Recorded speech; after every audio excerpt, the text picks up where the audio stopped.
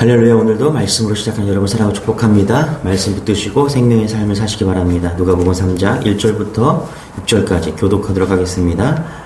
디베리오 황제가 통치한 지 15해 곧 본디오 빌라도가 유대의 총독으로, 헤롯이 갈리의 분봉왕으로, 그 동생 빌립이 이두레와 드라고닛 지방의 분봉왕으로, 루사디아가 아빌레네의 분봉왕으로,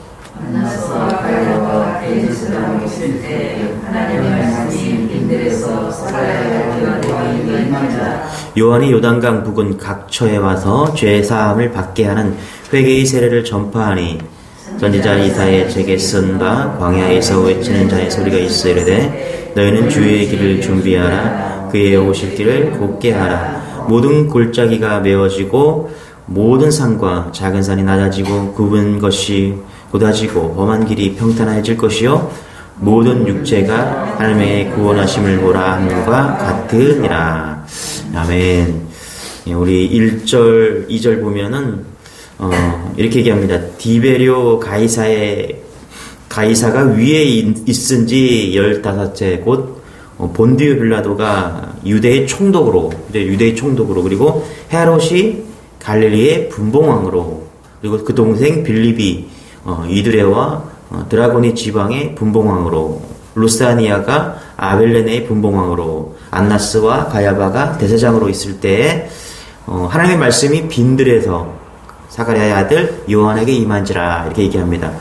여기 말씀에 보면은 요한이 이제 등장하죠. 요한이 왜 왔습니까? 예수님보다 먼저 와서 예수님의 길을 예비하기 위해서 왔다, 이렇게 이야기하는 거죠. 세례 요한에 대한 얘기인데, 그렇게 얘기하면서 7명에 대한 이야기를 쭉 합니다. 근데 7명이 누구냐면 사회 지도층이에요. 그냥 일반적인 지도층이 아니라 왕이고, 분봉왕이고, 총독이고, 제사장입니다. 대제사장. 제사장도 아니고 대제사장이에요.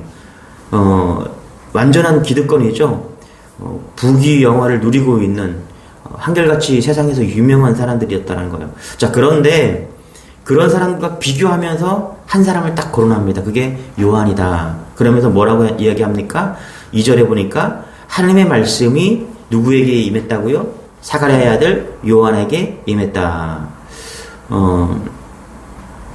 여러분, 요한 1장에 보면요, 이런 거예요. 오늘 말씀에 보면은 말씀이 유력한 자들에게 임한 것이 아니라, 말씀이 왕에게 임한 것이 아니라, 말씀이 대제사장에게 임한 것이 아니라 누구에게 임했다?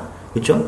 요한에게 임했다, 이렇게 이야기를 하고 있는 것이에요. 요한복음 1장 6절에 보면 하나님께서 보내심을 받은 사람이 났으니 이름은 요한이라. 요한은 하나님께로 보냄을 받은 사람이에요.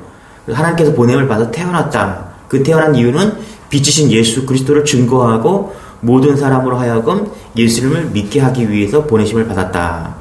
여기에 우리가 날마다 하나님의 말씀으로 살아야 되는 이유가 나오는 것이죠. 여러분, 하나님의 말씀은 누구에게 임합니까? 유력한 자에게요? 높은 자리에 있는 사람에게? 학식이 많은 사람에게? 아닙니다. 하나님의 말씀은요, 예수님을 간절히 찾고 그 길을 준비하는 자들에게 하나님의 말씀이 임합니다. 보세요. 2절 하반절에 보면 하나님의 말씀이 빈들에서 사가랴의 아들에게 임한지라, 요한에게 임한지라. 그 말씀을 툭 던지거든요. 그런데 그 말씀을 누구에게 임했어요? 예수님을 간절히 찾는 자, 그 길을 준비하는 요한에게, 심령에게 임했다라는 것입니다. 저는 이게 참 큰 은혜가 있습니다, 여러분. 하나님의 말씀이요, 지도자에게 임한 게 아니라, 잘난 사람에게 임한 게 아니라, 대제사장에게 임한 게 아니라, 큰 교회 목사에게 임한 게 아니라 누구에게 임했대요? 하나님의 말씀을 간절히 사모하는 자, 하나님의 말씀을 믿고 그분의 말씀을 증거하기 위해, 예비하기 위해서 심령은 가난한 심령을 가진 그에게 하나님의 말씀이 임했다는 것입니다. 우리 주님의 교회 성도들이 이 새벽에 나온 여러분에게 하나님의 말씀이 임하기를 소망합니다. 그게 복이에요. 말씀이 들리고 말씀대로 살고 싶어지고 말씀이 능력이라는 것을 믿을 때 우리의 심령에 하나님의 말씀이 임한다는 것이죠. 요나서 1장 1절에 보면 이렇게 얘기합니다. 여호와의 말씀이 아미떼의 아들 요나에게 임하니라. 이렇게 임한다고 이야기하는 거예요. 여러분, 말씀이 임하잖아요. 말씀이 시작되면요, 무슨 일이 생기는 거예요. 그래서 말씀이 내 심령에 임했다? 그러면 놀라운 일이 일어나는 것이죠. 내 삶의 변화가 일어나고, 내 삶에 하나님의 견인에 이끌려 나가는 그런 존재가 된다는 것이죠. 그 사건보다, 말씀이 우리 심령에 임한 사건보다 더 큰 사건은 없다라는 거예요. 그러므로 여러분, 날마다 말씀이 우리에게 임해야 되고, 그 말씀으로 놀랍게 승리하는 여러분 되시길 바랍니다. 그게 복이고 그게 은혜다라는 것입니다. 우리 3절 4절 같이 한번 읽어볼게요. 시작. 요한이 요단강 부근 각처에 와서 죄사함을 받게 하는 회개의 세례를 전파하니 선지자 이사야의 책에 쓴 바 광야에서 외치는 자의 소리가 있어 이르되 너희는 주의 길을 준비하라 그의 오실 길을 곧게 하라. 여기 보니까 요한에게 임했다 이렇게 얘기하는데 어디에서 임했냐? 여기 보니까 광야에서 빈들이라고 이야기하잖아요. 2절에 보면 빈들이라고 이야기하고요. 4절에 보면은 선지자 이사야의 책에 쓴 바 광야에서 외치는 자의 소리가 있었다. 하나님의 말씀이 임했기 때문에 그 말씀을 외쳤다라는 것이죠. 여러분, 광야로 요한이 왜 갔을까요? 광야는요, 많은 학자들이 요한이 쿰난 공동체라고 생각을 합니다. 학자들이 그렇게 봐요. 여러분, 쿰난 알죠? 그 광야에서 굴을 파서 거기서 이제 세상과는 떨어져서 그렇게 살아가는 그 공동체, 쿰난 공동체. 에스네파나 쿰난 공동체 둘 중에 하나. 에스네파도 세상과 단절하면서 말씀만을 붙들고 그렇게 사는 사람들을 에스네파라고 하잖아요. 그런데 쿰난 공동체, 그 두 공동체가 있는데 대부분 쿰난 공동체로 요한을 그렇게 본다라는 것입니다. 그러니까 뭐예요? 쿰난 공동체라는 게 광야로 간 이유가 뭡니까? 세상과 단절해서 오직 하나님의 말씀만 듣겠다. 이런 뜻이 있는 거예요. 하나님의 말씀만 따라가게 살겠다. 이 말씀을 지금 보여주고 있다는 것입니다. 세상이 타락하고 그렇게 자기 욕심만을 구하는 대제사장이, 총독이, 그리고 분봉 왕들이 세상이 타락했다라는 거예요. 그래서 요한은 어떻게 해요? 세상에 있지 아니하고 광야로 가서 하나님의 말씀만 듣겠다. 이렇게 이야기한 것이. 잘 보세요, 여러분.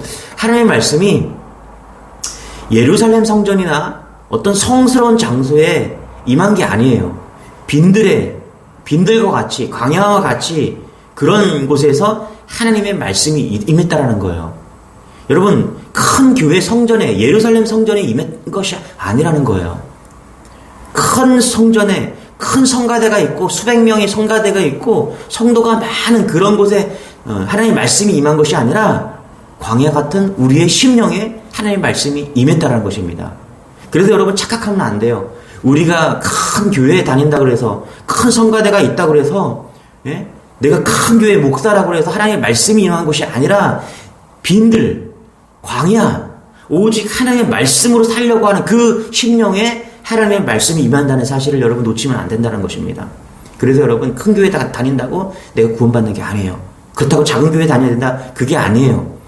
내 심령이 광야에 된다는 거예요. 내 심령이 빈들과 같이 늘 하나님의 말씀을 쫓아가는, 하나님의 말씀만 듣겠습니다라는 이런 자기 죽음이 있을 때, 빈 광야가 될 때 하나님의 말씀은 그곳에 임한다는 것입니다. 여러분, 시대 요한의 특징은요, 광야에서 외치는 자였습니다. 이스라엘의 빈들, 낮에는 뜨거운 햇빛이 내리치고요, 밤에는 추위와 맹수들이 위협하는 그런 곳이었어요. 그런 곳에서 세례 요한은 30살까지 빈들에서 살았다라고 많은 학자들이 그렇게 봅니다. 비록 빈들은 외롭고 힘들고 어려운 곳이지만 그는 그곳에서 하나님으로부터 받은 목적을 위해 준비했던 것이죠. 고통스러운 그 빈들의 삶이었지만 그곳에서 하나님의 말씀을 받았다는 것입니다. 여러분, 이 광야라는 것은요, 모세도 광야를 거쳤잖아요. 광야를 거쳤고 다윗도 13년 동안 죽을 고생을 했습니다. 사울에게 막 쫓겨가면서. 그게 뭐냐면 광야 생활인 거예요. 광야 생활. 그러니까 오늘 세례 요한도 광야 생활을 했다라고 이야기를 합니다. 여러분, 광야가 의미하는 게 뭐냐면 그 광야를 통해서 하나님의 말씀을 들었다라는 게 중요한 거예요. 그래서 솔로몬과 다윗과 차이가 있습니다. 솔로몬과 모세와 차이가 있어요. 솔로몬과 세례 요한의 차이가 있어요. 뭐냐 하면 솔로몬은 왜 실패합니까? 다 가졌잖아요. 지혜도 가졌잖아요. 그런데 솔로몬이 실패한 이유는 솔로몬은 광야를 통과하지 않았어요. 솔로몬에게는 광야가 없었다니까. 우리 인생에요, 광야가 없다 좋을 것 같죠? 아니다라는 거예요. 그 광야를 통해서 그곳에서 그 광야가 상징하는 게 뭐예요? 그 광야가 그곳에서 하나님의 말씀이 들려온다라는 거예요. 그러니까 광야가 오면 우리는 어떻게 해야 돼요? 제일 먼저 뭘 찾아야 됩니까? 그곳에서 이 광야, 내가 오늘 광야를 만났구나, 빈들을 만났구나. 그러면 어떻게 해요? 하나님의 말씀이 찾아야 된다는 거예요. 여러분, 믿을 만한 사람이 떠나고요, 의지할 모든 것이 떠났습니다. 자랑할 만한 그런 돈도 없고, 내가 보잘것없는 그런 존재예요. 내가 지금 어려움을 겪고 빈들에 서 있어요. 내가 성도예요. 하나님의 백성이 하나님의 자녀예요. 근데 빈들에 서 있어요. 그때 잊지 마시기 바랍니다. 그 빈들에서 하나님의 말씀이 들려올 때라는 거예요. 그때 하나님의 말씀이 잘 들리는 거예요. 그때 우리는 이렇게 외쳐야 되는 거죠. 고난이 왔구나. 빈들이구나. 하나님의 말씀이 들릴 타이밍이구나. 살았다. 이 고백이 있어야 된다는 것입니다. 그러면 우리의 심령이 살아난다는 것입니다. 이런 은혜가 여러분에게 소망합니다. 여러분, 4절부터 6절까지는요, 이사야의 예언이 성취된 겁니다. 그래서 이사야 40장 3절에 보면 이 말씀이 똑같아요. 여러분, 구약이 존재하는 이유는요, 이런 거예요. 신약에서 구약의 약속의 말씀을 실현되는 것을 보여주는 거예요. 구약이 필요한 이유는요, 구약이 예언한 말씀이 틀리지 않았다는 것을 신약에서 그대로 보여주고 있다는 거예요.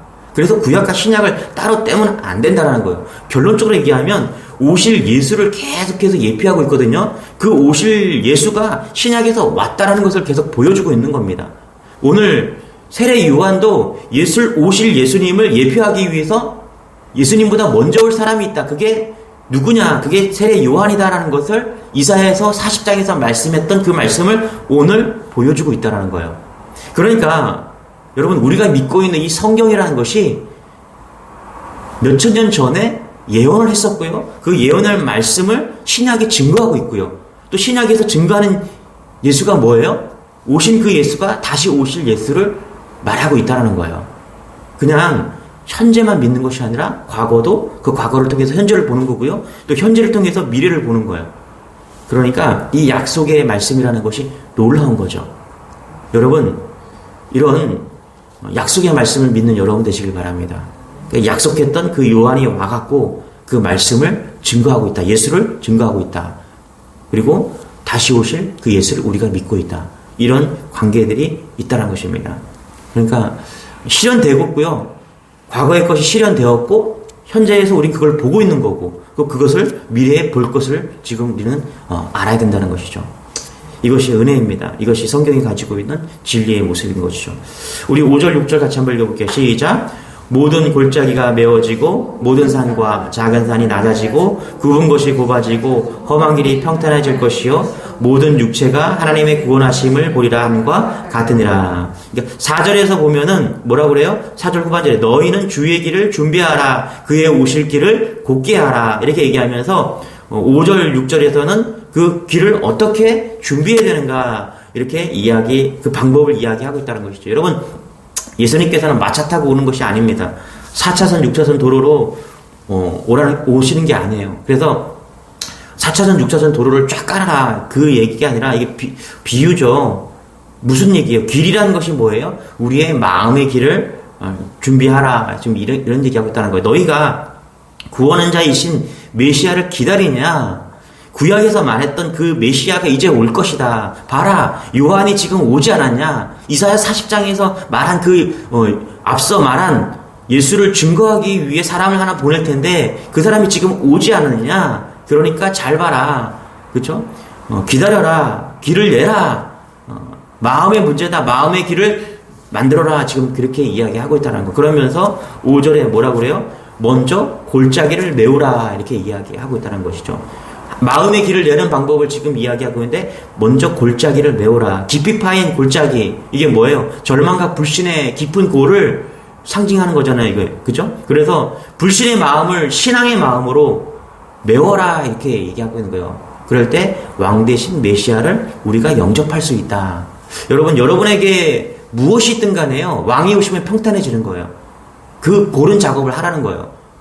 혹시 오실까? 예수님이 오실까? 오시기나 하실까? 이게 뭐 성경이 진짜 이루어지긴 할까? 이런 불신의 마음을요, 접고요, 오신다는 걸 믿는 여러분 되시길 바랍니다. 그 깊은 골짜기, 불신의 골짜기가 있는 분들은요, 빨리 메우세요. 주님이 오십니다. 예. 또 뭐라고요? 구부러진 것을 곧게 하라. 이렇게 얘기해요. 구부러진 것. 여러분, 비양심적이고 부정적이고 옳지 못한 것. 우리가 예수를 믿으면서 우리의 양심이 있잖아요. 그죠? 그리고 하나님의 말 주신 우리의 심령이 있잖아요. 이 안에 비뚤어지고 부정적이고 옳지 못한 그런 것들을 곧게 펴라는 거예요. 주님은요, 우리 중심을 보십니다, 여러분. 선한 마음. 그렇죠? 주님, 이 선한 마음이 뭐예요? 가장 선한 마음이 하나님을 받아들이는 마음이잖아요. 여러분, 마음이 완악하잖아요. 마음이 삐뚤어졌잖아요. 하나님의 말씀을 절대로 받아들이지 않습니다. 그러니까 마음을 곧게 펴라. 구부러진 마음이 있다면 오늘 말씀이 들려지면요, 여러분 마음이 곧게 펴지기 바랍니다. 이게 선한 마음이에요. 그 선한 마음이 하나님의 말씀으로 예수님이 오신다는 그것을 받아들이는 그 마음, 그게 가장 선한 마음이고요, 가장 좋은 마음이라는 거예요. 그 마음을 곧게 펴는 여러분 되시길 바랍니다. 그래서요, 어떤 마음이 가장 어려운 마음이냐면요, 하나님의 말씀을 듣지 않는 사람들이에요. 어떤 사람이 가장 답답한 마음입니까? 복음을 전해도요, 복음이 들려지지 않는 사람들이에요. 얼마나 답답합니까? 어떻게 그런 마음이 있을 수 있을까? 내일 가장 안타까운 그런 마음 아닙니까, 여러분? 하나님의 말씀을 증거해도? 저는 참 가끔씩 목사인데, 좀, 그러면 좋을 것 같아요. 예를 들어서, 내가 10,000원 줄 테니까 예수님을 좀 믿으세요. 그러면 딱 믿으면 얼마나 좋을까요, 그렇죠? 복음을 증거해도 받아들이지 않는 사람이 반드시 있다라는 거예요. 이게 얼마나 답답하고 좀 안타까운 마음인지. 그 목사가 복음을 전할 때 듣지 않는 그 마음이 가장 세상에서 안타까운 마음이죠. 왜 그렇습니까? 마음이 구부러졌기 때문에 그렇다는 거예요. 내가 예수를 믿고 있다. 여러분 감사하시기 바랍니다. 또한 뭐라고 그래요? 높은 산을 낮게 하라. 왜 우리가 예수를 안 믿습니까? 왜 오신다는 것을, 예수님이 오신다는 것을 믿지 않아요? 높은 교만 때문에 그래요. 자기 우월의식 때문에, 과거의 경력, 그런 거 다 부셔버리라는 거예요. 높은 산, 우리의 마음이 높아졌기 때문에 예수님이 오신다는 그 말을 믿지 못하는 겁니다. 잘 보세요. 그게 우상이라는 거예요. 우리 현대를 살아가는 우리에게 가장 큰 우상은요, 자아 아닙니까? 자아. 포스트 모더니즘이 가지고 있는 자아, 자기 우월, 나를 위해서 살고 있다. 아니에요. 반드시 우리보다 높으신 분이 있습니다. 그분이 저 높은 산에서 내려온대요. 그렇죠? 하늘에서 오신대요. 그분이 직접 오신다는 거예요. 우리가 해야 될 일은 뭐예요? 마음 문을 열고 그분을 받아들이기만 하면 되는 거잖아요. 그런데 우리는 그게 안 되는 거죠. 높은 교만 때문에 그렇다는 것입니다. 여러분, 높은 마음이 있다면 낮아지는 여러분 되시길 바랍니다. 가장 복은 뭐냐면 낮아져서 하나님 말씀하시는 그 말씀을 그대로 받는 거예요. 그게 가장 큰 복입니다. 또 뭐라고 그래요? 험한 길을 평탄케 하라. 울퉁불퉁하고 방해물 들고 걸리는 것들을, 내 욕심, 내 경험, 이런 것들을 다 치워버리라는 거예요. 그럴 때 우리가 말씀이 오는 거예요. 그럴 때 예수님이 왔을 때 우리가 아멘 예수에 어서 오시옵소서 그냥 받아들일 수가 있다는 것이죠. 여러분, 가장 큰 복이 뭐냐 하면 말씀이, 예수 그리스도가 우리의 마음에 오시는 겁니다. 지금도 예수님이 우리가 마음의 문을 열면요, 우리 마음에 오십니다. 그리고 또 머지않아 실적으로 부활하신 예수님께서 오십니다. 다시 오실 그 예수님. 그렇죠? 그럴 때 6절이 완성되는 거죠. 6절 같이 한번 읽어볼게요. 시작. 모든 육체가 하나님의 구원하심을 보리라. 이 말씀이 실현되는 거예요. 우리가 이렇게 주님을 준비하면은 반드시 모든 육체가 하나님의 구원을 보게 된다. 우리가 구원을 보게 된다는 것입니다. 예언했잖아요. 그렇죠? 이 예언의 말씀이 곧 이루어질 때 예수님 오시면 이루어지는 거예요. 여러분, 이것을 믿는 여러분 되시기 바랍니다. 앞에 다 이루어진 거예요. 그리고 하나 딱 남은 거예요. 오실 그 예수. 보게 된다는 것입니다. 말씀 준비하면서 제가 노래 하나가 생각났어요. 뭐냐면 요즘에 그 이재철 목사님, 주님의 교회 예전에 100주년 기념교회 이제 은퇴하셨는데, 이재철 목사님의 그 아들이 있는데 그 TV 프로그램 노래 경연대회에서 1등을 했어요. 그냥 이런 뭐 어린이들 노래 프로그램이 아니라 꽤 괜찮은, 아주 제 최고의 그런 프로그램에서 1등을 해서 여러분들 아시는 분들은 다 아실 거예요. 그런데 이 아들이 어떤 노래를 했냐면 내 마음에 주단을 깔고 라는 노래를 했어요. 여러 가지 노래를 했는데 그 중에 하나가 내 마음에 주단을 깔고. 저는 그 아들이 이 노래 부를 때, 저 친구가, 복음을 증거하고 있구나. 좀 그런 생각이 들었어요. 잘 보세요. 이게 딱 복음이에요. 물론 이 노래가, 아주 오래전에 산울림이라는 그런 그룹에 의해서 불려졌는데, 제가 볼 때는 이승훈이라는 가수가, 그냥 복음을 전하는 마음으로 부른 것 같아요. 이런 말이에요. 내 마음에 주단을 깔고 그대 길목에 서서 예쁜 촛불로 그대를 맞으리. 향그러운 꽃길로 가면 나는 나비가 되어 그대 마음에 날아가 앉으리. 한마디 말이 노래가 되고 시가 되고 내 마음에 주단을 깔고 그대를 위해 노래를 부르리. 그대는 아는가 이 마음 주단을 깔아놓은 내 마음 사뿐히 밟으며 와주오. 그대는 아는가 이 마음. 딱 예수님 오실 거를 우리가 염두에 두고 지은 시 같잖아, 그렇죠? 주단을 내 마음에 주단을 깔고. 오늘 하루 여러분 말씀을 묵상하시면서요, 말씀을 듣고 이 말씀을 마음에 새기고요. 예수님이 언제 곧 오시겠죠, 그렇죠? 오늘 오실 수도 있고 내일 오실 수도 있고 곧 오실 겁니다. 우리가 해야 되는 뭐냐면 마음에 주단을 까는 거예요. 오시옵소서. 내가 준비합니다. 가장 귀한 그 주단을 깔고 가장 귀한 마음으로 내 모든 굴곡들, 높아진 마음들을 다 내려놓고 언제든지 오시면 아멘 주 예수여 오시옵소서. 이렇게 주님을 맞을 준비를 합니다. 이런 마음으로 오늘 하루를 승리하는 여러분 되시길 바랍니다. 기회가 되신다면요, 이 노래도 들어보십시오. 내 마음에 주단을 깔고. 유튜브에 다 나옵니다. 이승훈. 예. 감사합니다. 우리 기도하겠습니다. 하나님 감사합니다. 다시 오실 그 예수 그리스도 그분을 맞이하는 마음으로 오늘 하루를 살기를 원합니다. 내 마음에 주단을 깔고 주님 오실 그 예수를 바라보면서 오늘도 하루를 살아가기를 원합니다. 만나는 사람과 사건 속에서 승리하는, 믿음으로 승리하는 우리 모두가 될 수 있도록 은혜를 더하여 주옵소서. 감사드리며 예수님의 이름으로 기도드리옵나이다. 아멘. 우리 말씀 붙드시고 내 마음에 주단을 깔고 예수님을 기다리는 그런 마음으로, 그런 마음 달라고 우리 주여 한번 외치고, 여러분 또 나라와 민족과 여러분 가지고 나온 기도 제목 하나님께 올려드리길 원합니다. 주여, 주님 감사합니다.